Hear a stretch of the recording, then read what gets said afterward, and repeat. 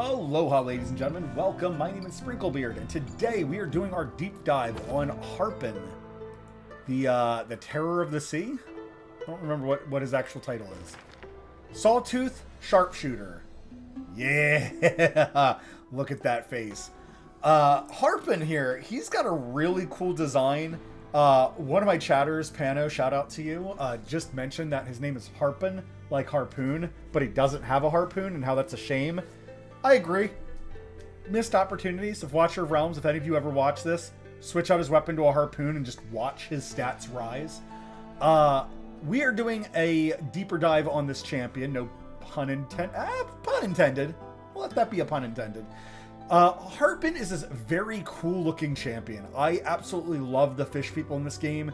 This game has done a terrific job with their champion designs. Whoever the artist is for Watcher of Realms, or like the lead artist, shout outs to you for how well you make these champions look.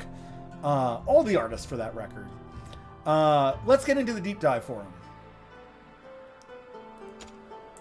So Harpun is a single target piercing champion. So just like when you start off the game and you get Idril, Brienne, Tazira, or Theowyn, I wish that Harpun was the fifth one. He would absolutely round out the grouping in terms of what each of them specifically does, would have a very unique playstyle from the others. I do feel like this is a missed opportunity. Again, Watcher of Realms, if you're watching this, please throw Harpun in as one of those guaranteed piercers that you can get. I think that would raise up his value quite a bit. Harpun has a decent attack, so a lot of our epic piercers have around 3,000 attack. Usually it's just below 3,000, so he's right on point here. His cost is 11, right on point with all of our other piercers. His attack speed is 2, right on par with all of our other piercers. His rage regen is one of the lowest in the game at 4. This means that if you give him rage regen, he's going to feel amazing. However, when we go to look at his ultimate, you're going to see that him having a rage regen of 4 does not matter. It doesn't affect him in the slightest. It's great. So his skills. Looking at his skills, you have a basic attack. So you do also 100% damage, scaling up to 110% damage to one enemy, prioritizing airborne targets. Targets with HP below 35% take 20% more damage. So in the community, we tend to call this an execution. Executions are literally just that when the target falls below an HP threshold, you deal additional damage. So it is better for when you're playing like in either group scenarios, or if you lower something down, he will more easily pick it off and absolutely kill it, rather than just doing that stable upfront damage. Next, we have his passive, which works off of his ultimate. If an enemy is killed by arrow bombardment, increases his attack speed by 90 for 5 seconds. This increased attack speed by 90 does scale up to 110 and eventually 150, which is very respectable. Something I keep mentioning over and over, a lot of champions' awakenings, their 4th awakening is an attack speed increase of 25.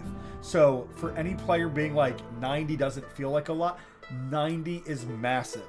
For him also having a 2.0 attack speed, that's going to put him down very close to 1 second if you have no other attack speed investments in him. If you have any other attack speed investments in him, and he does scale with attack speed quite well, his attack speed will be just brilliant. It'll be well below 1 second. And then his duration also increases by 5 seconds. So it can increase up to 10 seconds, and this can happen once every 10 seconds. Now, I stress that this sense of blood works in tandem with his ultimate. So if he can logically, the game is kind of telling you, he can ult more than once every 10 seconds. So his ultimate is a 300 rage cost. So again, he's regenerating 4 rage, and then every attack regenerates him more rage. He is on a 300 rage timer, and then he will fire it on auto. Unleashes a volley of 3 arrows towards one enemy target, dealing 120% damage. So as I understand this ultimate, I've already recorded this video once, and I felt like I didn't do the best job with him. Imazano, thank you very much. The last time that I recorded this video, I don't feel like I gave him the fair representation, and I didn't feel like I made him shine the way that I do think Harpun can shine. So I believe that he fires 3 arrows. Each of the 3 arrows deals 120% damage to one enemy. So he's doing a total of 360% damage. Again, when you talk about armor and damage mitigation, it is technically less than that 360, but I want to put that out there. Your rage as you skill this up reduces from 300 down to 240. So now when you're regenerating that 4 rage regen, and then your on hit effects generating you more, you are going to be ultimating frequently with this champion. And then the arrow damage goes from the 120% and it scales up to 150%. So those 3 arrows would hit for a total of 450% damage. Let's move on to his awakenings. His awakenings are very interesting, and this is something I've never done in the series. We're actually going to start with his awakening 5, because awakening his 5 makes all the other awakenings make a lot more sense. So a crit hit grants a shield that can absorb damage equal to 25% max HP for 6 seconds. Now, they don't tell you that there is a cooldown on this. So as I understand it, if you were to fully awaken Harpun, you could have this shield constantly up. And that is a ridiculous resource in this game that I can't think of any other piercer specifically having. They would have to be gifted a shield, or maybe an artifact usage of some sort. I can't think of an artifact that does that. But him being able to give himself a shield is absolutely ridiculous. And the fact that it would make him 25% more tanky is brilliant. For things like Void, or for things even like Dragon, this would escalate his usage massively. For certain content like Gear Raid 3, where your champions can take damage, if you could use him as a pseudo tank if he was just constantly critting. It is absolutely nuts. Now that we have talked about him gaining this shield, and then one quick other mention, faction-wise, I didn't mean to back all the way out. Faction-wise, he's part of the Northerners. Northerners have a faction bonus of gaining a shield as well.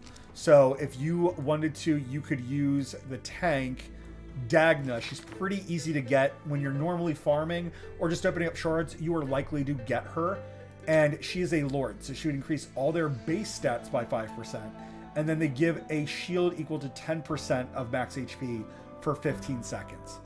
I heavily go into this in this manner because as we look through Harpun going forward through his other things, they're going to make a lot more sense because of this. So his A1 is, when shielded, this hero ignores attack. 30% of this hero's attack ignores 30% of the target's defense.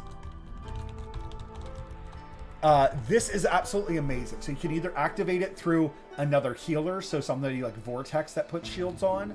You could activate it from the Northerner passive, or when you fully awaken him, you could get this 30% target defense ignore, this penetration. What's even better is that not only does it work for his basic attack, which is just like, okay, that's amazing, it also works on his ultimate. So both of his skills get a 30%, like he basically gets a passive that he's dealing more damage when he's shielded. Very, very interesting mechanic here. He has a crit rate increased by 5% at Awakening 2. His arrow bombardment, if an enemy is killed with arrow bombardment, he instantly gains 80 rage. Now, if you guys remember that as we would skill dust him up, his ultimate could go down to 240 rage requirement. So if you get a kill with his ultimate, you instantly climb back up 30%, 33% technically. That's his ability for uptime seems amazing, and I'm very excited to think about this champion being fully awakened. Here, his Awakening 4 is an attack speed of 40. I love this. I absolutely love this. A lot of other champions like HarpOOn or Idril, they had attack speed bonuses of plus 25. Harpun, also being an executioner, makes this attack speed that much better for him. What's even better is that because his rage requirement for his ultimate is so little, him attacking more frequently lets him get to those lets him build up that rage faster, lets him execute things more quickly. Really, really cool design for a champion. So we're going to quickly review where I think Harpun would be good at. Now, because I'm going to be talking about him without all awakenings, because for new players, you are probably not awakening your Harpun right away. There are other champions like Wrath that we review that kind of take much better advantage of being fully awakened. I will say Harpun's ability to shield himself, if he can keep that shield up whenever he crits, he just refreshes that shield, or maybe the shield has to be broken, and then as he crits, he creates a new shield. I could see his usage going way up, specifically. Things like the Void Rift having a shield on champions is absolutely massive. There's plenty of other content where it is useful. So if we're talking about the campaign and you're fighting a boss, a lot of bosses have these giant AoE blanket hits. That could be very amazing for him to just be able to live through a lot of that. However, we're going to be talking about him without constantly having that shield on. So without having that shield on, Void Rift, he's still useful. There's not tons of content where there are flying enemies, so most of the time you're not going to get that that targeting flying enemies specifically, but his ability to execute is going to be very helpful. In the arena, your airborne arena, he's going to be absolutely brilliant. I think that's a great place for him, and even better is that he will do plenty of damage against the single targets and the thinner, smaller enemies of that arena. He would be fine against single target DPS, maybe even sustained DPS because of how frequently you're getting out his ultimate. However, I do think that fighters are a little bit better for the sustained DPS. That's something you would have to test out, and depending on your gear would kind of make you decide. In terms of AoE, I would not bring him to AoE. There is a small concept of, well, if I can one-shot all the AoE things, I mean, yes, but it's not like you're going to one-shot the AoE. The whole point of AoE is you're supposed to be doing tons of AoE damage, kind of killing them all off very quickly. You also wouldn't want Harpun shooting at something that's already dying or has that last sliver of health. You would want your AoE champions to finish that off. In the campaign, anywhere that you need a flying damage coverage, he's going to be amazing. Also, his ability to execute makes him amazing for things like bosses, because bosses have those giant health bars. So once he gets below 35%, you're doing an additional 20% damage. A lot of artifacts that the player community loves focus on just like a 10% damage increase. So when it comes to our raids, marksman raid, absolutely top tier. We've done enough of these evaluate the epics that I don't want to beat a dead horse. But yes, he's going to be absolutely amazing here. Thing like the mages or melee attack, you have a limited number of platforms, and his damage type is at a weakness here, so I would not necessarily encourage it in either one of these. In the endurance, I think this is another amazing place for him. A lot of the enemies have very little armor, or there's usually only one armored enemy. So depending on your placement, he would do great here. I also foresee him with his fast attack speed and low cost being able to kill the dogs easily here. So very good champion if you get him early for things like that. For things like Guild Boss and the Artifacts Material Raid, where you're fighting mainly just one boss 90% of the time, I think that he would be very good in these scenarios. Against Guild Boss, you would have good sustained DPS and you would be constantly ulting quickly. However, you would never get to take advantage of that executioner mechanic that he has. But his low rage requirement would make him very valuable for constantly just ulting into the boss and doing single target damage. The Artifact Material Raid, you start off with 3 platforms and eventually it moves down to 1.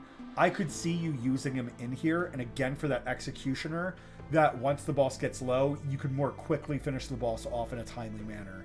Just make sure that your damage, that the damage from it makes sense a lot of players find that on the platforms they need healers instead. In Tide is kind of this weird bubble because you have a good mix of marksmen. You have a good mix of AoE mages and AoE piercers as well. I don't think he would be bad here. I think his ability to knock out single targets would be useful. And then when you have the giants come walking down the battlefield, I do think that he could be useful in these scenarios. However, do I think he's going to be like the best of best in Tide? No, unfortunately, Tide is heavily AoE related, and I think the faster that you can kill off the mobs, the better. I'm at wave 116. There's not enough times where I've needed enough single target damage. Even when it comes to the boss, my mages have been doing plenty of work. Resource Raid. I think that he could be perfectly good in both of these. We're going to show him off in the Experience Raid here. I think that he has a good opportunity. Harpun, you're 49. I think he has a good opportunity here. Now, because he is single target, understand that what we summon him for is not for him to be like the main damage source here. Yes, he's going to kill these 3 off because he has a fast attack speed. Here I have him in my Comet's gear, so right now he is geared as best as I can gear him. It's these big boys that I see him most valuable in. As we can see as well, his rage is jumping up with every single kill. But so here he gets that attack speed bonus, so crossbows glowing red. Unfortunately, though, that was at the end of the wave when he used his ultimate to get a kill. So here he gets the attack speed steroid. Admittedly, I don't love that animation of him being like, yeah, I got a kill. But it's thematic. It's kind of a cool idea for sure.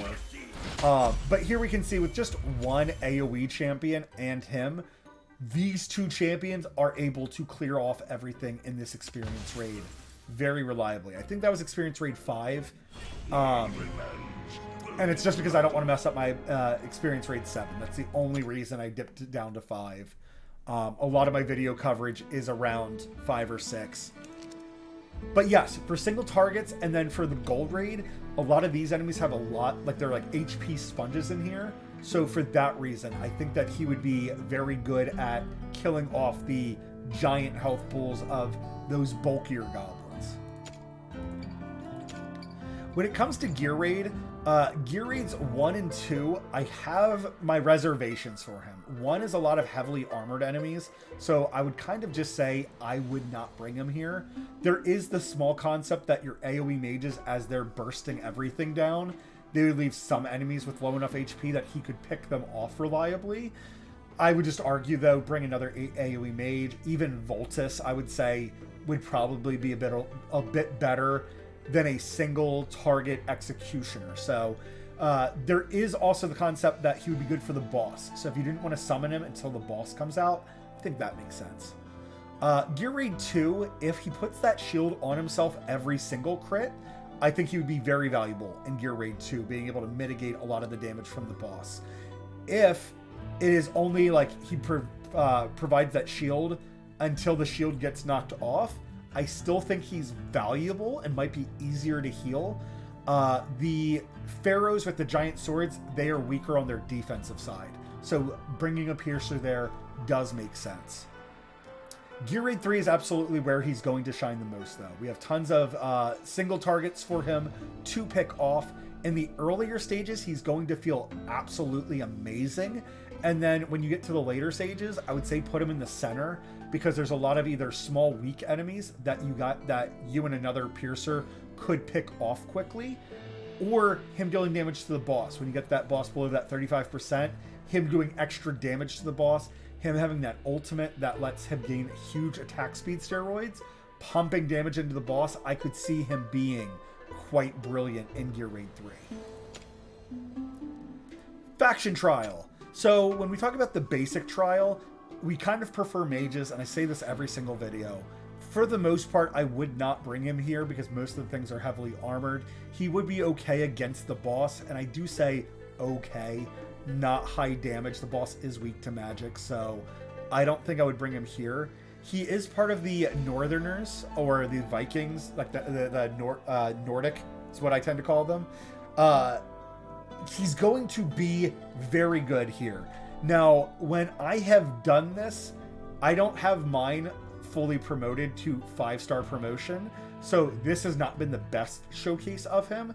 However, he is doing very valuable damage in here, but I'm at a point where I need 6-star champions. So until I 6-star Harpun, I have reached my limit in the Northerners, and where I'm at, as you can see, I'm gaining purple medals in here, purple background medals. So I'm at that point where I have to have 6-star specifically.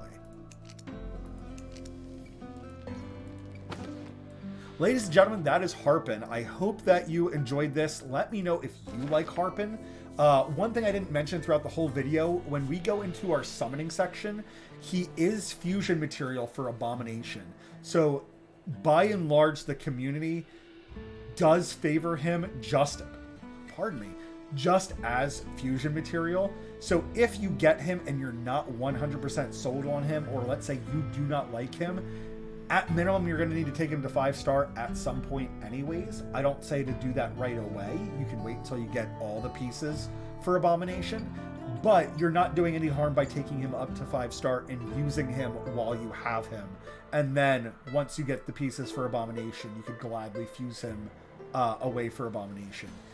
A lot of the fusions, I have argued that a lot of the pieces like each of the pieces is not typically great compared to the champion that they fuse into. So in this case, we're fusing 4 epics into a legendary. Harpun has surprised me that when I read through his kit and read through his awakenings, I like him a whole lot more than I thought I did. For the longest time, the community, including myself, I kind of got led to believe that Harpun was this garbage archer. And it's not that he's garbage, it's that he's an executioner with some good upfront damage. But when you compare him to champions like Idril, a lot of the community, including myself, do prefer Idril for majority of the content. I do think, though, that if this damage was, instead of 100%, if it was like 10%, 10%, I think Harpun would have much better reviews. Or potentially, if this base damage here was a little bit higher, it scaling up to 150 is nice. But for a single target killer, I feel like he needs a little bit more, or again, maybe moving this 20% damage, like his executioner motif, moving that to being his talent, I think might make him significantly better. That's going to be it for the video. Thank you very much for watching. I hope that you enjoyed this. If you like this content, make sure to hit the like or subscribe button down below. If you want to join us and hang out, we're over at twitch.tv/sprinklebeard. We stream every day from Sunday through Wednesday, semi-reliably, as long as I don't have tons of overtime at work. I'm somewhat inconsistent about my stream schedule. I'm getting better about it, and I'm having a lot of fun streaming this game and talking about it.